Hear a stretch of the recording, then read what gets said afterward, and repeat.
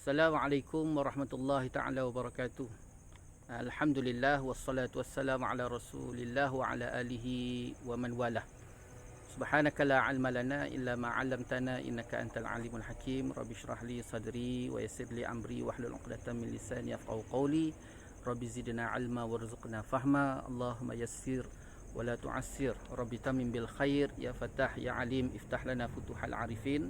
ولا حول ولا قوة إلا بالله العلي العظيم ولا حول ولا قوة إلا بالله العلي العظيم ولا حول ولا قوة إلا بالله العلي العظيم أما بعد.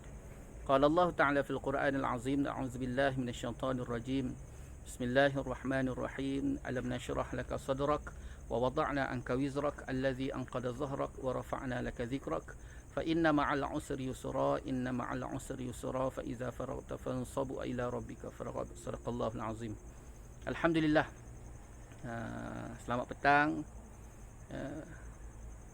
Hari ini hari Isnin dan bulan ni kita masuk pada bulan Rabiul Awal 1444. Jadi kita harapkan semoga dengan kesempatan yang diberikan oleh Allah SWT untuk menjalani kehidupan ini, walaupun kehidupan yang kita jalani tidak sebagaimana sebelum ini, terpaksa kita tembuhi dengan norma baru. Musibah yang Allah Ta'ala datangkan bukan hanya di negara kita, bahkan seluruh dunia.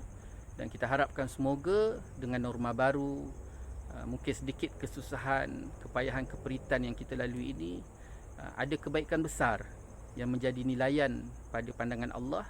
Dan akhirnya Allah Ta'ala berikan kita kebaikan di dunia, dan lebih-lebih lagi kita harapkan semoga Allah Ta'ala berikan kebaikan di akhirat. Jadi di sini saya nak berkongsi sedikit peringatan, terutama diri saya bersempena ma'al hijrah, bersempena Maulidun Nabi sallallahu alaihi wasallam, bulan Rabiul Awal. Kita masuk dalam bulan Rabiul Awal, maka salah satu daripada sambutan besar di dalam bulan Rabiul Awal ini iaitu Maulidin Nabi sallallahu alaihi wasallam, memperingati hari kelahiran Nabi sallallahu alaihi wasallam. 1400 tahun yang lepas peristiwa ini berlaku, walaupun tidak diraikan ketika adanya Nabi sallallahu alaihi wasallam, tetapi diraikan selepas daripada zaman keberadaan adanya Nabi SAW sebagai satu peringatan. Dan juga bukan hanya sekadar peringatan terhadap kelahiran Nabi SAW, tetapi yang paling besar bagaimana kita nak mengembalikan semula roh untuk mengamalkan sunnatun Nabi SAW. Bukan hanya sekadar memperingatkan hari kelahiran Nabi, tetapi yang paling besar ialah untuk menambahkan ataupun menambah baikkan semangat, motivasi, roh dalam diri kita untuk mengamalkan sunnah Nabi sallallahu alaihi wasallam. Itu yang paling penting dalam kita memperingati Maulidin Nabi sallallahu alaihi wasallam. Di antara sunnah yang paling besar sekali ialah memperbanyakkan selawat ke atas Nabi sallallahu alaihi wasallam. Banyakkan selawat ke atas Nabi. Sebagaimana firman Allah SWT, Allah Ta'ala sebut, A'udzubillahi minasyaitanir rajim. Bismillahirrahmanirrahim. Innallaha wa malaikatahu yusalluna 'alan nabi. Ya ayyuhallazina amanu sallu 'alaihi wa sallimu taslima. Sesungguhnya Allah SWT dan para malaikat berselawat ke atas Nabi. Wahai orang-orang yang beriman, berselawatlah kamu ke atas Nabi sebagai selawat yang sejahtera. Jadi kalau dilihat pada ayat Allah SWT ini, Allah SWT sebelum dia perintahkan kepada kita untuk berselawat ke atas Nabi sallallahu alaihi wasallam dengan katanya sallu 'alan nabi. Sallu 'alan nabi. Innallaha wa malaikatahu yusalluna 'alan nabi. Ya ayyuhallazina amanu sallu alaihi wa sallimu taslima. Berselawatlah kamu ke atas Nabi. Allah Ta'ala perintah. Jadi sebelum Allah SWT memerintahkan kepada kita untuk berselawat ke atas Nabi sallallahu alaihi wasallam, Allah Ta'ala telah menyatakan bahawa dia sendiri pun berselawat, para malaikat juga berselawat.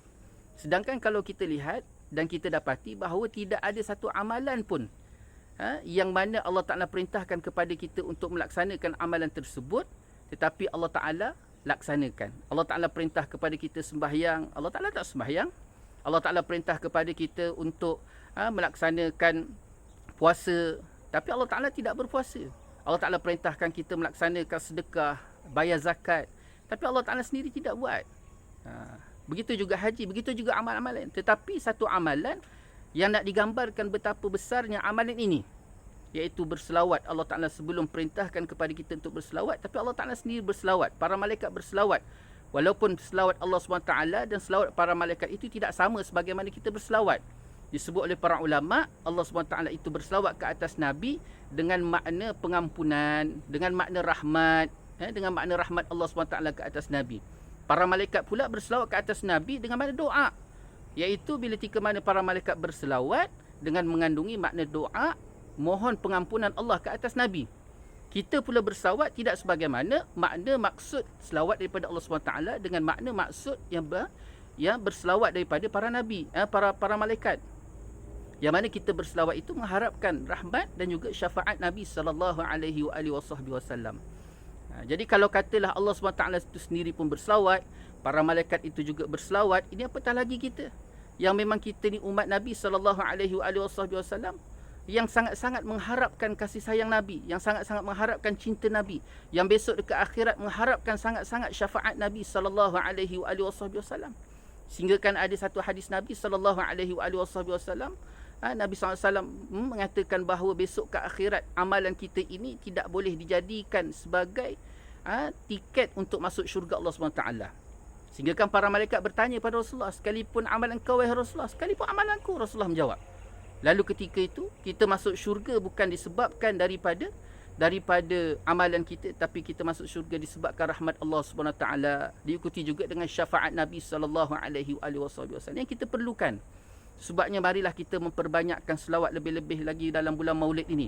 Dan jangan jadikan amalan berselawat ini hanya semata-mata dalam bulan Maulid. Ataupun melakukan amalan-amalan sunnah ni hanya semata-mata bulan Maulid, ataupun memperingati sunnah Nabi ni hanya semata-mata bulan Maulid. Tidak.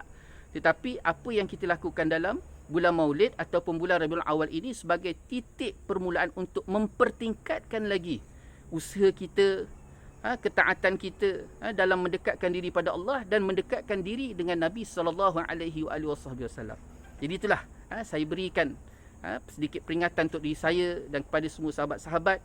Semoga dengan keberadaan kita berada dalam bulan Maulid ini, bulan Rabiul Awal, semoga menjadi kekuatan dan motivasi untuk kita menambah baik dalam kita melakukan amalan sunnah Nabi SAW. Semoga baik di dunia, baik di akhirat, dan semoga kita mendapat syafaat Nabi SAW. Yang baik itu daripada Allah, yang tidak baik itu menunjuk kelemahan saya sendiri. Wabillahi taufiq wal hidayah. Wassalamualaikum warahmatullahi taala wabarakatuh.